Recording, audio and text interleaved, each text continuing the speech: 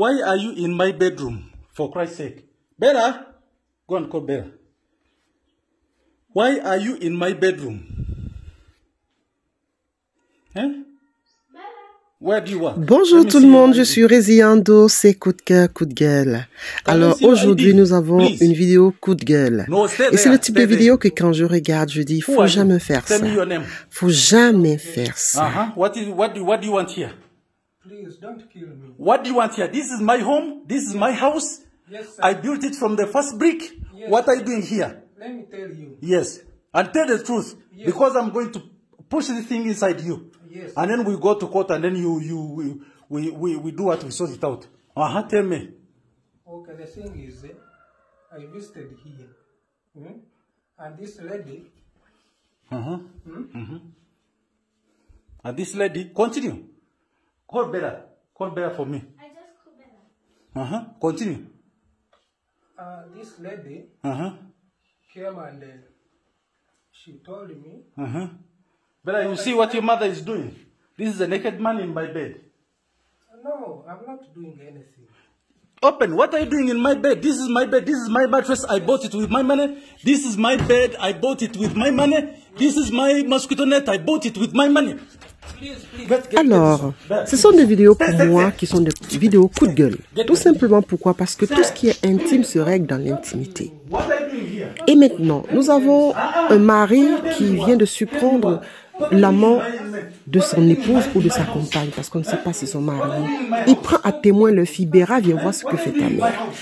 L'intimité, quand il couche avec sa femme, il n'appelle pas ses enfants de venir témoigner, oui ou non.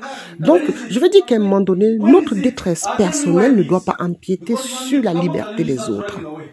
La détresse personnelle que nous avons, elle est morale, elle est psychologique. Si vous avez refusé de voir, si vous n'avez pas voulu comprendre, si vous n'avez pas voulu savoir, si vous n'avez pas voulu faire des conventions, vous vous retrouvez toujours à voir ce genre de situation dans des vies de couple.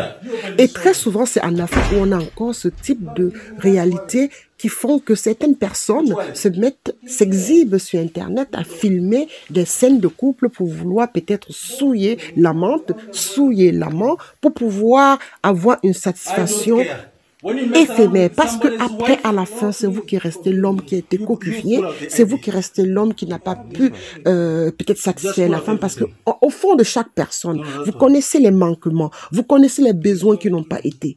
Et vous avez peut-être été surpris par une situation dont vous avez fait mine de ne pas savoir ni de ne pas comprendre. Dès le début, dès la base, vous devez mettre tout à plat. Vous devez pouvoir vous arranger. Beaucoup de couples s'arrangent dans le monde entier et ils arrivent à passer des moments heureux avec des compromis.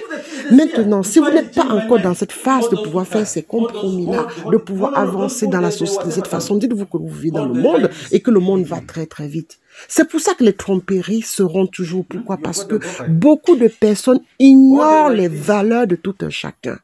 Chaque être humain a des besoins. Et si vous ne tenez pas compte des besoins des uns et des autres, vous allez être stupéfait et vous allez être envahi par la vengeance, envahi par l'ignorance pour faire des actes aussi aberrants comme ce que vous venez de faire. Même si c'est l'amant de votre épouse, même si c'est vous qui avez acheté le lit, comme vous le dites bien, même si vous êtes chez vous, cette femme a une liberté. Et si elle est dans ce style de comportement, c'est qu'il y a certains besoins qui ne sont pas complétés. Maintenant, est-ce que c'est comme ça que vous allez régler les situations avec une femme que vous aimez? Une femme peut vous tromper, mais vous pouvez pouvoir arranger les choses. Je ne sais pas si vous êtes le premier mari de cette femme. Avant, vous l'avez connu des gens, et après, vous avez connu d'autres personnes. Donc, tout c'est la convention, l'écoute, la compréhension. Quand vous ne pouvez pas faire ce genre de choses, évitez de vous mettre en couple, vous allez tomber malade. Le couple, c'est la convention, le couple, c'est les ententes, le couple, c'est le dialogue, le couple, c'est les concessions. Et maintenant, qu'est-ce qu'il faut faire? Tout ce qui est intime se lave dans l'intimité. N'affichez pas des choses dont nous n'avons pas besoin de voir. Nous ne voulons pas être là pour assister à des scènes qui n'ont pas déjà non seulement le continent et qui n'ont pas votre personne, parce qu'il s'agit de vous déjà en premier. Maintenant, après, vous dites-moi, ma communauté, est-ce que pour vous, ce type de vidéos, ce sont des vidéos qu'il faut valider en disant effectivement l'homme se sait bien comporté, même si pour le moment tout porte à croire que c'est la femme qui est fautive, mais dites-vous que derrière cet acte-là se cachent beaucoup de blessures et beaucoup de manquements et beaucoup de non-dits.